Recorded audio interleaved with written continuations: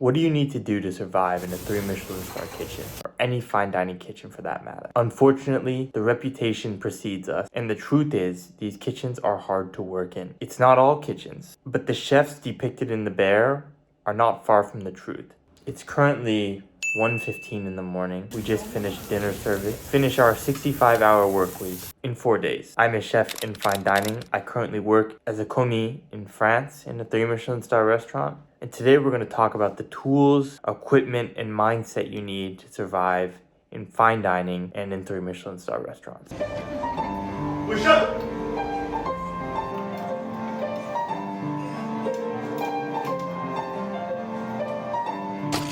As I was at 25, you're f***ing 10 miles away, big boy, huh? No f***ing way, I call out the order, you haven't got the bollocks to tell me the salad's on. Next time you're out, now I'm getting f***ing serious. And that's not because of f***ing TV in here. The TV. So first, let's talk about equipment. Now, you can bring a knife bag full of 1,000 different things, but in reality, in very nice kitchens, they're gonna have all the tools you need to accomplish your job, except for a knife, and we'll touch on that. Peelers, mandolins, spatulas, etc. These are all gonna be supplied by the kitchen to you. In other words, there's much better places where you can make your investment. In my home kitchen, I like to have all the tools I need, but in my kit, I break it down to just the minimal basics, okay? When I was asked to interview at a 3 Michelin star restaurant, the only thing I was asked to bring was my knife. And so that brings us to knives. Let's talk about knives. Don't be that guy with 20 knives in their kit that they don't know how to use. Okay, you can survive at a 3 Michelin star restaurant, any level restaurant, if you have a knife that can retain its edge and you know how to sharpen it. Done. That will put you ahead of most people, actually. Out of all my knives, I've only bought one, which was the Deba, and you definitely don't need that. The other knives were gifts from family members that heard I was a chef and gifted me a knife, and I learned how to sharpen on those, and that has been the most rewarding skill for knife work that I've picked up. Sharpen, sharpen, sharpen. Okay, now something that isn't a part of your kit, but for me is the most essential item besides a chef's knife, would be Birkenstock shoes, okay? I've clocked in over 8,000 hours on my feet in these Birkenstocks in a kitchen, and they do not cause me any problems with my feet. They're non-slip.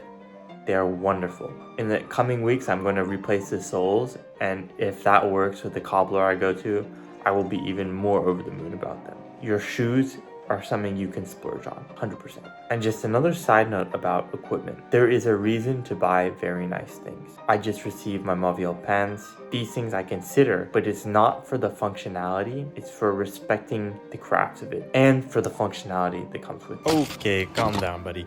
I was really hard rambling at this point, but what I meant to say was, whether you have a $10 knife or a $100 knife, most of the time you can accomplish the same task. But as chefs, we appreciate these higher quality items and materials we use. Just like you can make a great meal with supermarket veggies and supermarket products, there's a deeper level of understanding and appreciation that comes from artisanal products and high quality pans and knives and this type of thing. For example, I would prefer to buy a $500 pan that I can use for 50 years and pass on to my kids than something I have to refurnish every 5 years or so. I can make another video about this if you want, but that's a short TLDR. And then another part of this first section of the video that's not mindset is understanding produce, okay? Produce is the name of the game in fine dining, okay? When you go around, when you start tasting things, when you start tasting raw vegetables, wild greens, wild edibles, all these things, you really need to start documenting in your mind what is good and what is not. This is all between single varieties of things. I mean, you can have a single variety of carrot, not all the different types of carrots, a single variety of carrot that is grown poorly or grown well, and it either tastes good and exemplifies the qualities of carrot, or it tastes bad and does not exemplify the qualities of the carrot. This skill will save you so much in fine dining if you can predeterminately decide what is going to be good and what will be bad, if that makes any sense. Once you start understanding this, you understand why a chef may want to use a flour that's bolting from a root vegetable that you usually use the roots only, or why you're using something certain for garnish, or why you make a puree out of something else. This concept, produce is very important. Okay, and so this goes more into technique, and I don't think I listed that, but this is very important. This will take you very far, because then you can start to codify why certain things are put where as far as menu goes or mise en place goes, and then make better decisions so that you never have anyone coming to you saying, why is this thing that's incorrect hitting the place in the past? Take some time to remember too that in any kitchen you go to, even an essential technique will change. A beurre monté can be done in a pan in a French kitchen, right? On a low heat so that you just melt the butter and it's emulsified. Or it can be done in a Scandinavian kitchen with a Thermomix set to 115 Fahrenheit, buzzing the base around so that it stays at the perfect temperature the whole night. The knowledge of what a beurre monté is doesn't really matter. What does matter is picking up on what the chefs want you to accomplish. Even the most experienced chefs in the world will benefit from going into a new kitchen, being all ears and just listening, because every chef does things differently. Every chef. So you don't need to feel insecure about what you know and what you don't know, because just of this simple fact, they're expecting to give you a demo on things already, a demonstration. So do not be afraid. This is not something you should fear going into a very nice kitchen. Everyone will show you how they want things done, even if it's a basic technique like making mayonnaise. So don't be afraid of this. Now, for the most important part of this video, the mindset and the ability to put up with abusive leaders and people who don't care about your well-being or your success in the kitchen. The sad truth is, I've worked in a few kitchens at this point. I would say close to 75% of the leaders I've had fall into this category. And that's because naturally, the kitchen is a physiological space. You have people that don't really contemplate these deeper issues like teamwork and the ethos of a kitchen. It's more so results oriented and just, a very basic physiological level of make food good, put it on the plate, serve it to the guests, very simple stuff like this. They don't see the through line from the whole, teleology of a meal, and insofar as it's not just food on a plate, it runs all the way from a producer through the hands of a team onto a plate, through the hospitality servers into the guest's mouth, and all of that matters a lot. And you can feel it. So how do you survive abusive kitchens? It's a very hard question. The kitchen I'm in right now is fantastic because they just respect you to do your job. You might mess up, but it's not really a problem if you can understand that you made a mistake and fix it. I see problems happen all day that would cause havoc in USA kitchens, but they're completely negated because in France they understand people make mistakes, but what matters is having a standard within your own station, within your own responsibility. And so I'll put this in the words of a famous American chef, Josh Skeens, right? If anyone's telling you something, right, you have to have a keen sense of discarding anything that you can't use and then using what's useful. It might sound kind of banal what I'm saying, but there is so much visual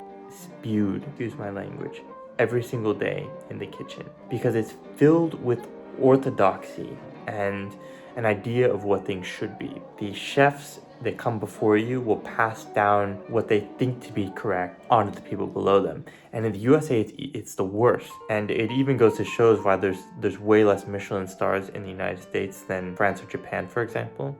Because in the United States versus France and Japan, it's much more common to accept orthodoxy or tradition before you instead of carving your own new idea for what a kitchen should look like and what your cuisine should look like. For me, I knew the whole time that the traditions of American kitchens are just complete thoughtless rambling, right? Where just run around, bro. Go faster and work clean and don't talk and don't listen to music and don't have fun and don't work as a team. That is the message I've received in US kitchens. And now that may emerge from the fact that it's hourly, that everyone needs to be working faster to make a P&L work, but I wouldn't chalk it up to that excuse. Only a few people have begun to question hey, do we need to be treating each other like this? The mindset And the skill is being able to detect when you have people like this that are just treating you poorly for no reason and they don't really even understand why. And then I've made this mistake, and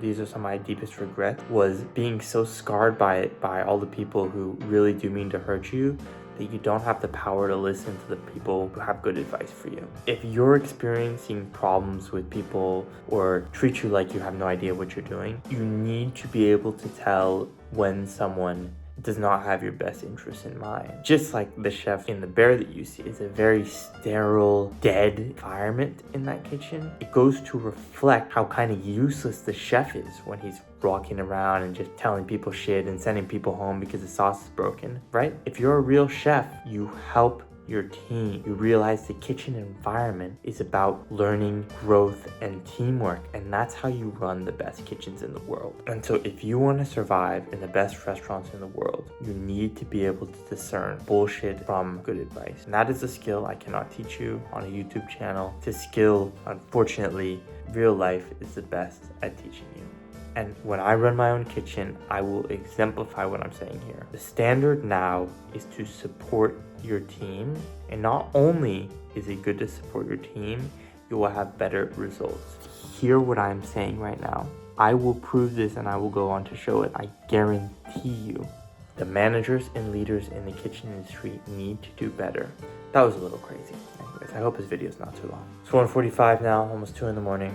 Time to get some rest. I hope my tips about equipment, technique, and mindset can help you with your stages or restaurant life in fine dining. Thank you for watching, and we'll see you next week. Ben Pic says, "Vous êtes en France, on parle français." Exactement. Thank you for commenting and keep the comments coming. I really appreciate the interactions, and I hope we can all converse on him. Have a good week.